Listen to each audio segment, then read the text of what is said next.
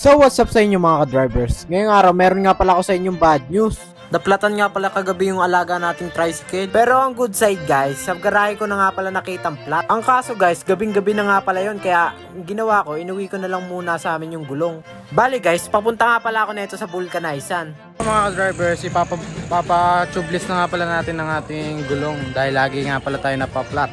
At gaya nga pala ng sabi ko guys, ipapa-tubeless ko na nga pala yung gulong ko. Papa-tubeless? Naka-rim? Opo guys, pwede nga pala yon. Ang kaso guys, kailangan pa rin ng interior kasi ipansasapin dun sa rim. Tapos pinalagyan ko na rin nga pala ng sealant para kahit mapako ako ay hindi agad sisingaw. At pagkatapos nga palang malagyan ng sealant guys, ayun nga pala tinatabas na nga pala yung sobrang interior. At ayun nga pala si Brownie, isinilong ko nga lang pala muna sa Gedli, baka uminit yung upuan. Yun mga drivers, napavulcanize na nga pala natin kaya pupunta na tayo sa aming garahe. Bali malapit nga lang pala yung napavulcanizan ko kaya nakarating agad ako sa garahe. Mga drivers, nandito na nga pala ako sa garahiyan namin. Ikakabit na natin sa ating alaga. Yan na nga pala. Let's go! At share ko nga lang pala mga ka-drivers, dapat itong mga unang-una nyo natututunan kapag ka nagkaroon kayo ng mga sasakyan. Para hindi kayo ng mga nangangamote sa daan kapag ka naplatan kayo o kaya nagkaaberya kayo. Pag-aralan nyo lagi yung baklas kabit. Tapos syempre lagi kayong magdala ng tools para lagi tayong alright sa kung ano mang mangyari sa atin. Alright ba tayo dyan? Alright! Okay, so okay na nga pala. May kabit na natin. Ayan o, okay na. Let's go, tubeless!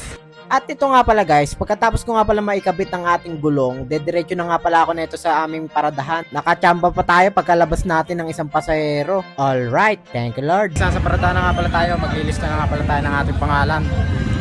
So noisy.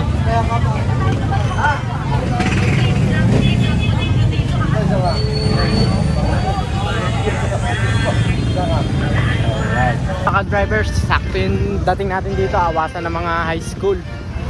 Ayun natin yun naman, dami yan. Mabilis lang ang alisan pagkagantong awasan ng high school. At ayun nga pala guys, shoutout nga pala kay Kuya Bedo. Drivers nga rin para yan, lagi nanonood ng ating mga vlog yan. At gaya nga pala ng sabi ko guys, awasan na nga pala ng high school kaya nakakuha agad tayo ng paunang kita. Bali sa San Isidro Norte nga lang pala yung ating unang destinasyon. Kaya babalik na agad tayo sa ating paradahan. Balik sa Tarima. Boss Kila, mainit ang Tarima. So mga ka-drivers, ito na nga pala ang pangalawa natin pila mula sa pagkakaplat. Sana'y mabawi natin yung ating nagastos. Halagang 400. Masakit-sakit rin yun. Wait. Mga drivers, nagkayayaan nga pala kami magtatropa. Puputrip kami ng Lugaw. Lugaw at ang halian. ito ang driver. Yung mga drivers, nagkayayaan nga pala kami magtatropa. Maglulugaw kami. Lugaw man. Sa tapat nga pala kami ng Mars. Ang ating mga tropa. Food trip na naman ang mga drivers. Hey, panlugaw with soft drink. Bali nagkayayaan nga pala kami magtutropa guys. Bali tanghalian na nga pala namin to. Pagkatapos ng gastos sa vulcanize, gastos na naman. Wait. Joke lang guys. Pagkain naman to. Ika nga ng tropa natin Jubin pagdating sa pagkain huwag mo titipirin ang iyong sarili. Syempre. Food trip na lang mga drivers. Unang subo.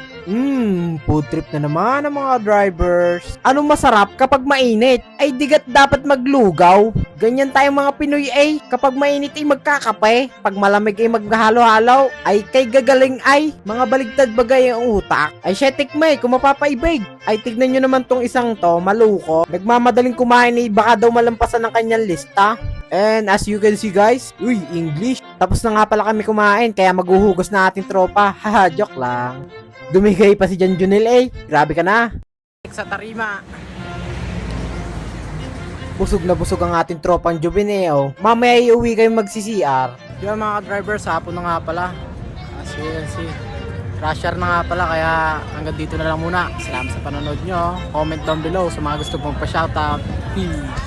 And big shoutout nga pala kay Tol John Ray Saison. Maraming salamat palagi sa walang sawang pagsuporta Tol. Papalo mo ako sa mga kilala mo ha. Hihi. And big shoutout nga rin pala kay Tol JM Orilosa. Maraming salamat po sa pag-comment nyo. Sana'y lagi kang manood ng aking vlog. Thank you po. I love you all.